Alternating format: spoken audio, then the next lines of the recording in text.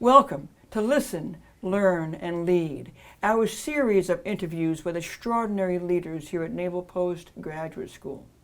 Today, I have the pleasure and privilege and honor of interviewing Dr. Ralucca Gera, a professor of mathematics with a dual appointment in space systems. She was also selected to serve as the first Associate Provost for graduate education here, and in this capacity, she founded and serves as the Director of our Teaching and Learning Commons. Dr. Gera, welcome to this interview. Thank you, President. Would you please give us a sense, first of all, of you and of your journey that brought you here to NPS? Absolutely, my pleasure. And thank you again for having me here. It's a pleasure and an honor to be in this interview. I grew up in Romania through all my school years, and then I moved to Michigan for my college degree. I got my undergraduate, master's, and PhD from Western Michigan. And in that adventure, I've learned of the different ways of learning as a student compared to the way I grew up in Romania. I was very much used to an educator in front of the classroom and students sitting down, asking questions and engaging in conversations. But then when I got to Western Michigan, I discovered the think, pair, share. I discovered group work that brings interaction, where it's that exchange of ideas and opinions that make you really understand better of how you collaborate with others, how you work with others. Things we take for granted in this environment, in today's environment, especially as adults. But for me, it was such a different experience in the classroom compared to the one in Romania. Especially, I still remember when we would work at Think, Pair, Share, and I had to share my idea with somebody else that was not the instructor. I'm like, I'm going to explain, but what do they know? And when they explain to me, I'm not the authority in the class, because that's the way, the mindset, that's the way I grew up. Something also that happened at Western Michigan that was wonderful was I met an amazing Army officer, Michelle Eisenhower, and she introduced me to even a newer technique for me, which was flipped classroom. And I was even more intrigued to learn other ways of interacting with the content, with the faculty as a learner. But more than that, she introduced me to the military environment. She talked about West Point, she talked about what it's like to be a student and faculty. And then when the NPS advertisement came out, it caught my attention right away. What a great story. So both from the point of view of your cultural experiences from Romania to the United States and how that translates into different ways of learning, but also the fact that you then also learned about the military and how we learn and how we do things. What was it that was distinctive about that, the learning inside the military culture that captured your imagination and your passion? It was actually the involvement, the way, so Michelle talked about Thayer method that they use at West Point, and the way they involve the students and how they give power to the students, right? They learn in advance and they come to classroom and they present to the classroom, they collaborate, right? So it puts more emphasis on that experiential type of learning where they are in front of a classroom having to explain it to others. That to me was very unique. So what you brought here was actually a national standing of your own right. You became very interested in network science, and in 2014 you developed the first certificate in network science in the United States. What more about that? What is the history behind that?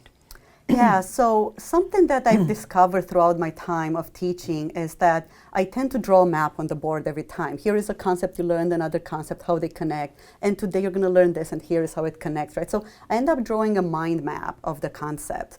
And I thought, well, the textbooks don't really do that. They give you a summary of all the concepts, right? When you open a textbook, or even when you use our LMS, it's always a very linear textbook.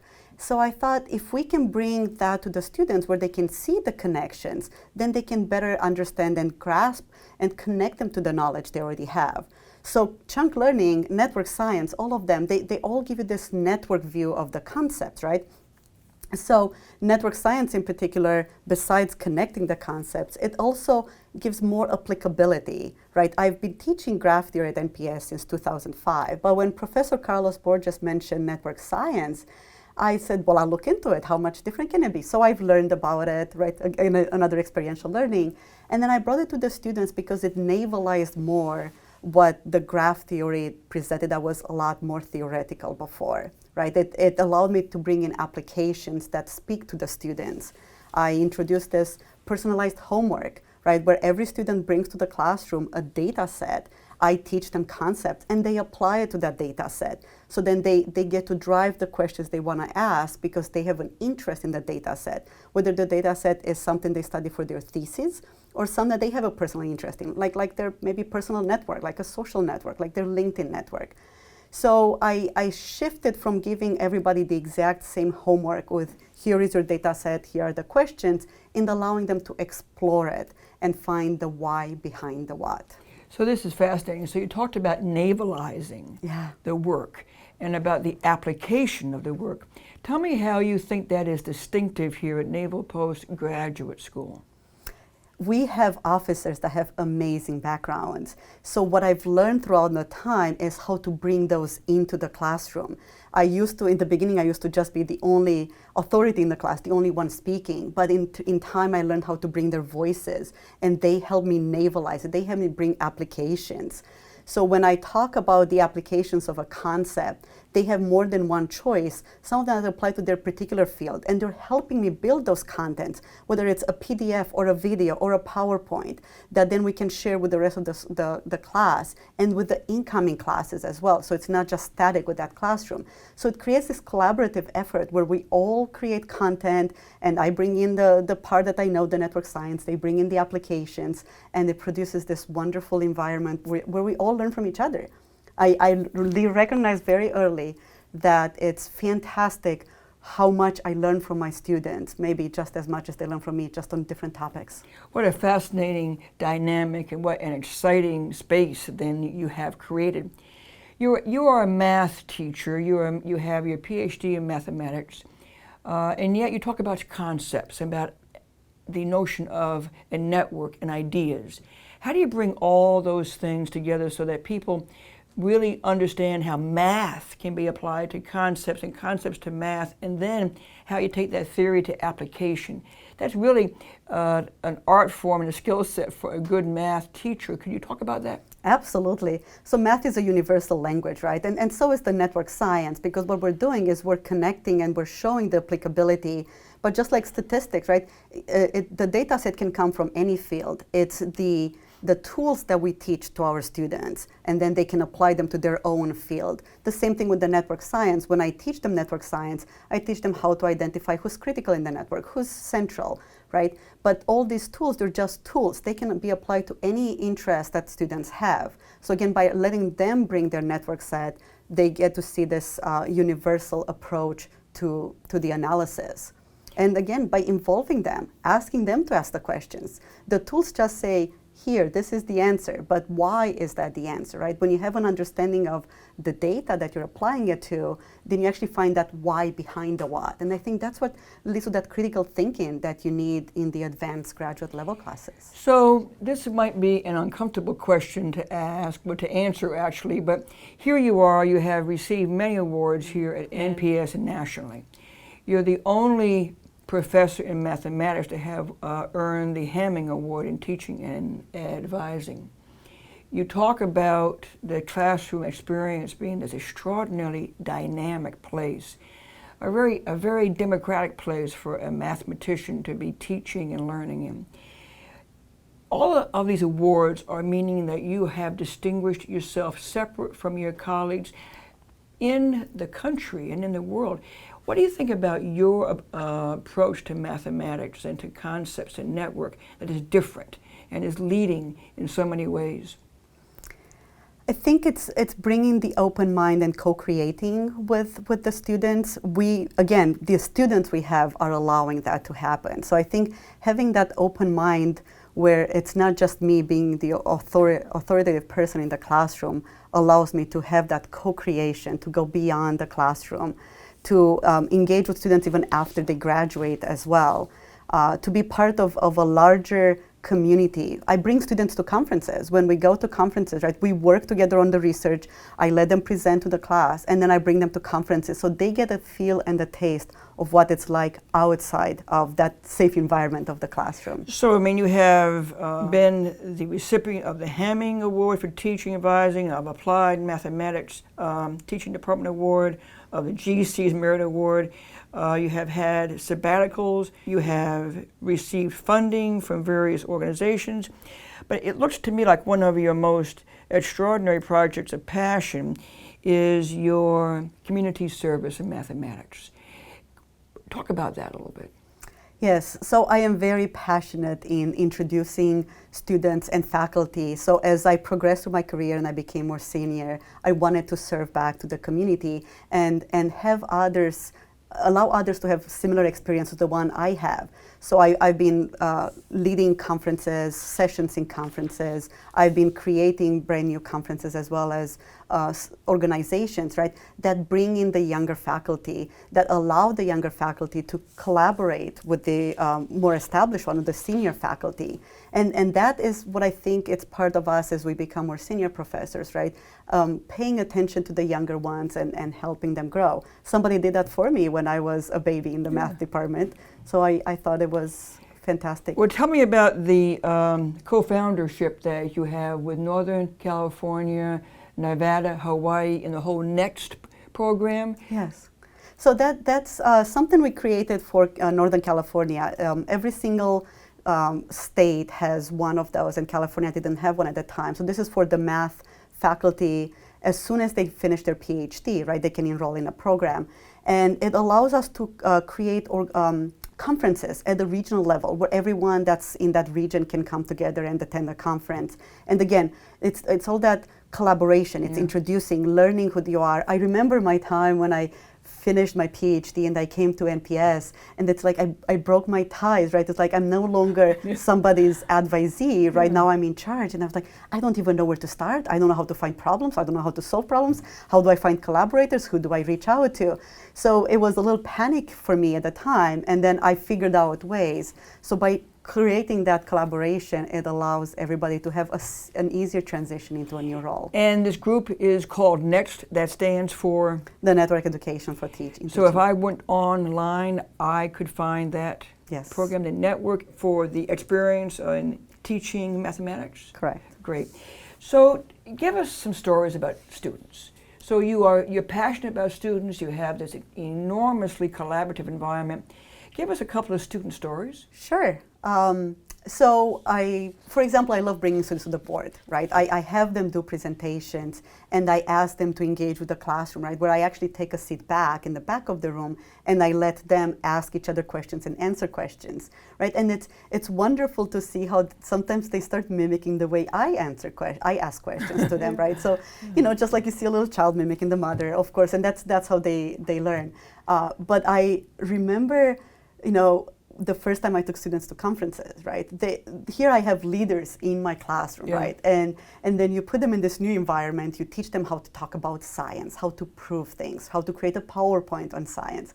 And then you invite them to a conference, and they're like, well, I don't know about that, right? I mean, that's a bunch of PhD together that have been doing this for a while. And I say, you know what? You're just as good because you're learning and you have other experiences behind you that will distinguish you even better.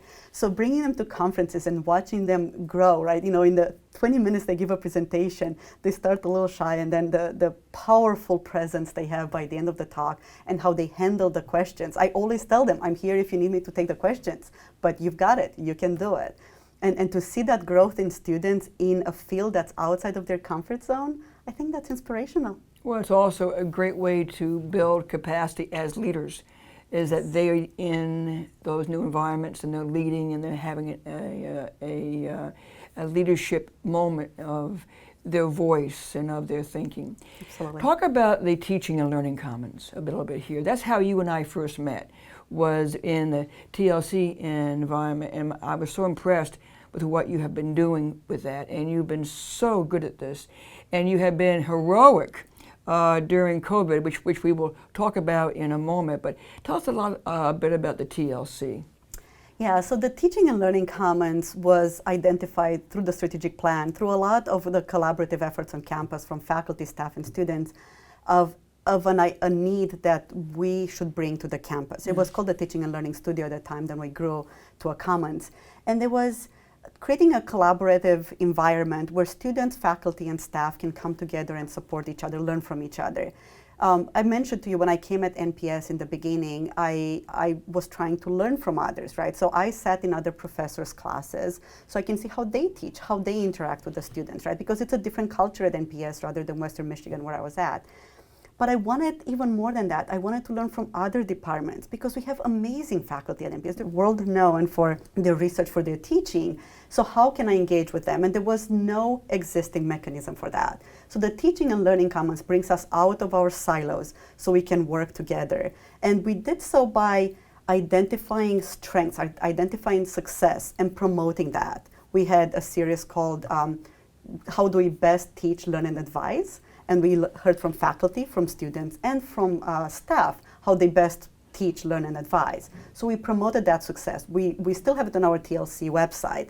But also then we said, now what are your challenges?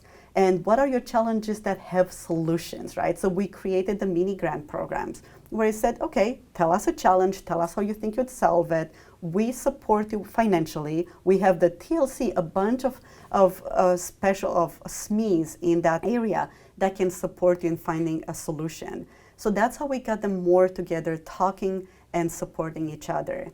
But then we realized that while this is wonderful, in order for us to grow and have a bigger impact at NPS, we enlarged where the TLC was not just under my office, the Associate Provost for Grad Ed, but we started working collaboratively with everybody else that was supporting teaching, namely the library and ITACs.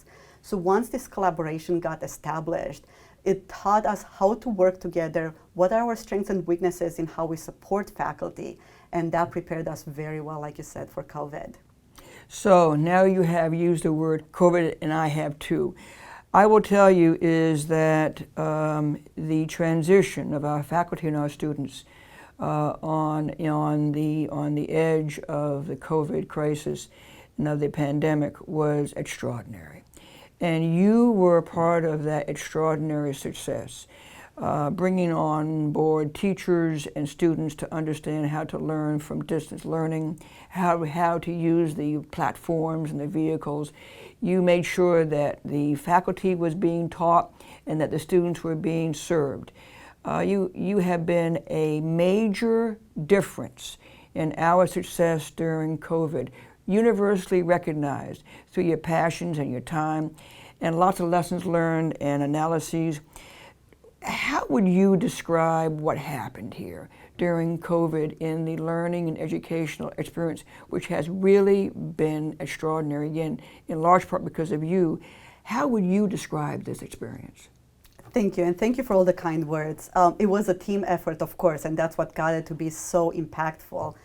What we've learned is that together we can make a bigger difference, right? So when we got together in trying to understand how to best support the faculty and the students with this mindset of a learning support in mind, right? How do we learn from each other? How can faculty learn not only from us, but from each other? And I think that was the success. Yeah.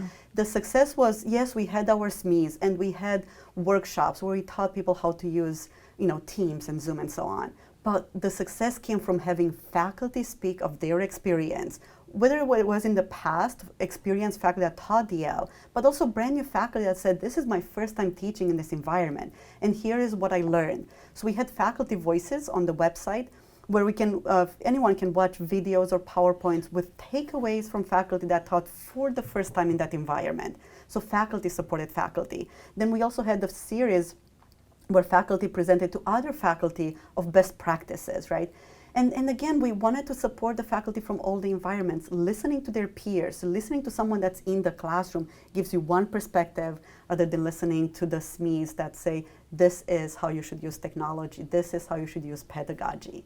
And I think that combination was the success. Well, I must tell you, as the president here, I was stunned by how the faculty collaborated rather than competed.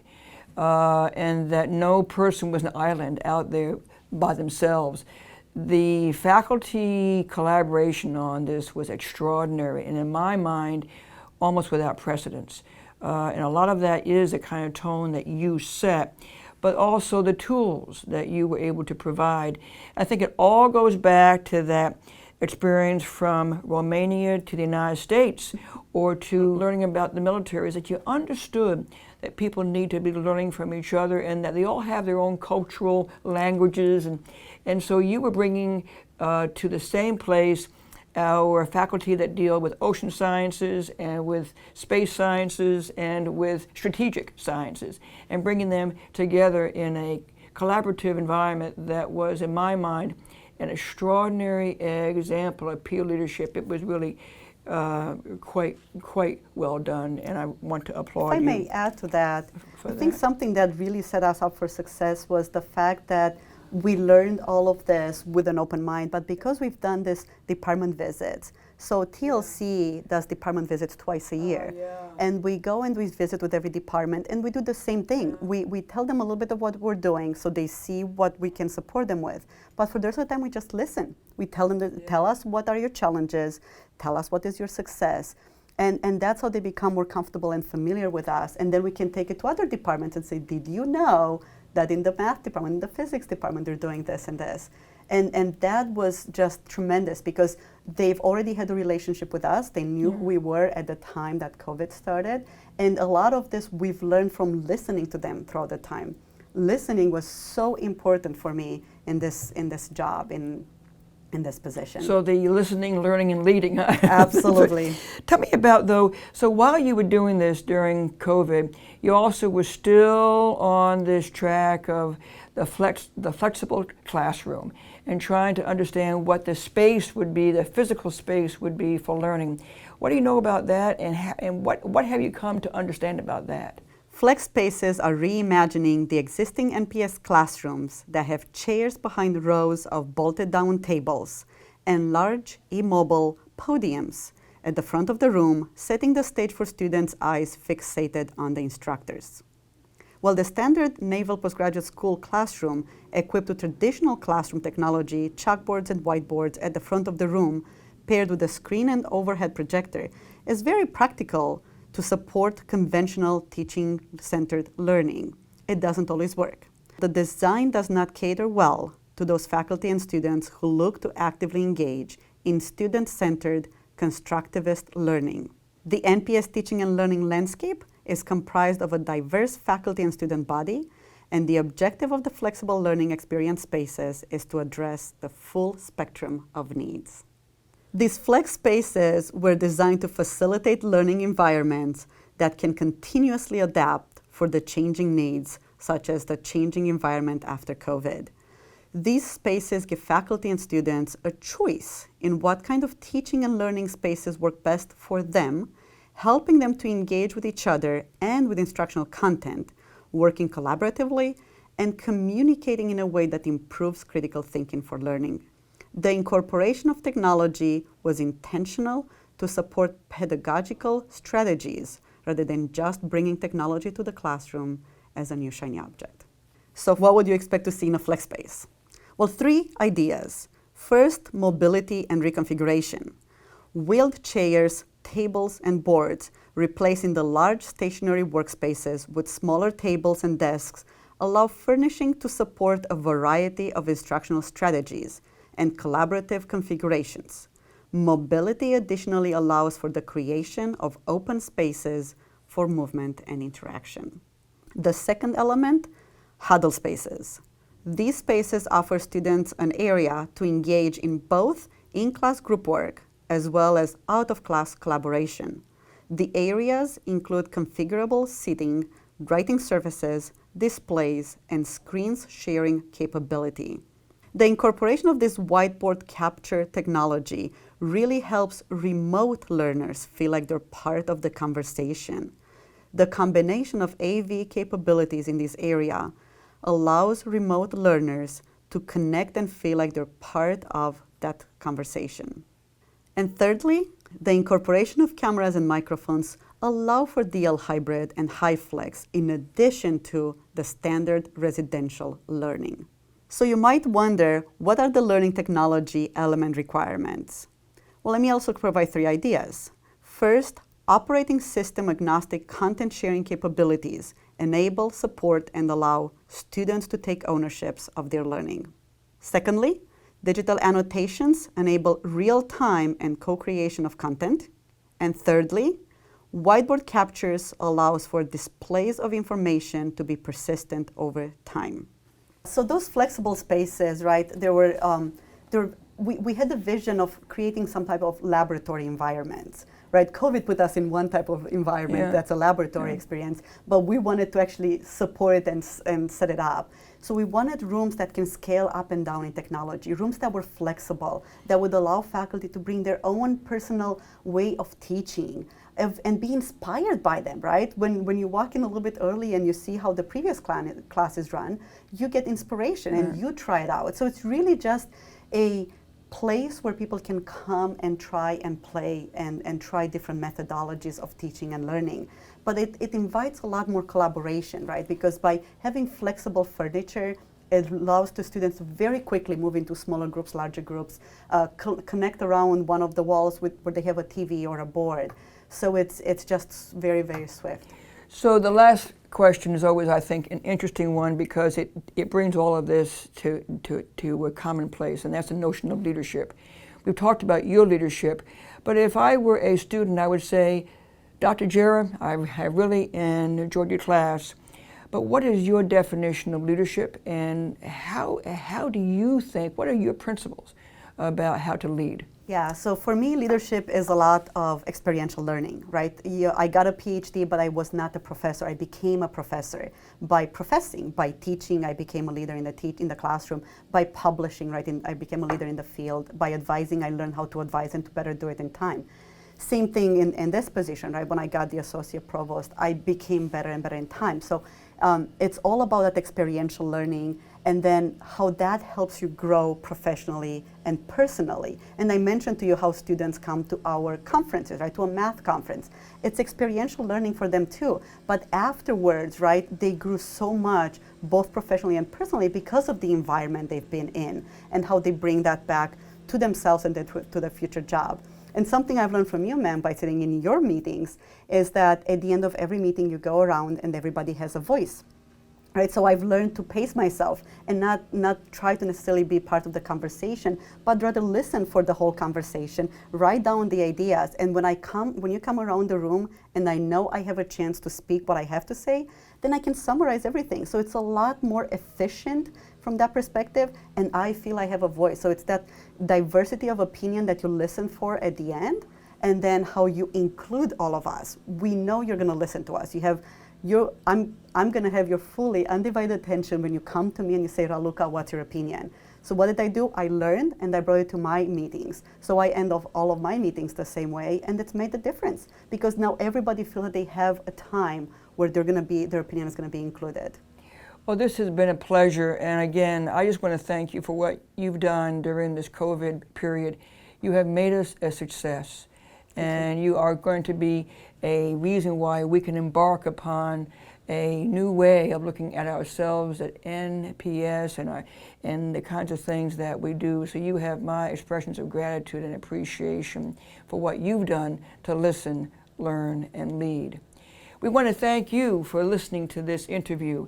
These are the kinds of people that we have here every day doing extraordinary things on this campus at Naval Postgraduate School, but around the globe as they teach, as they connect, as they influence, and as they grow.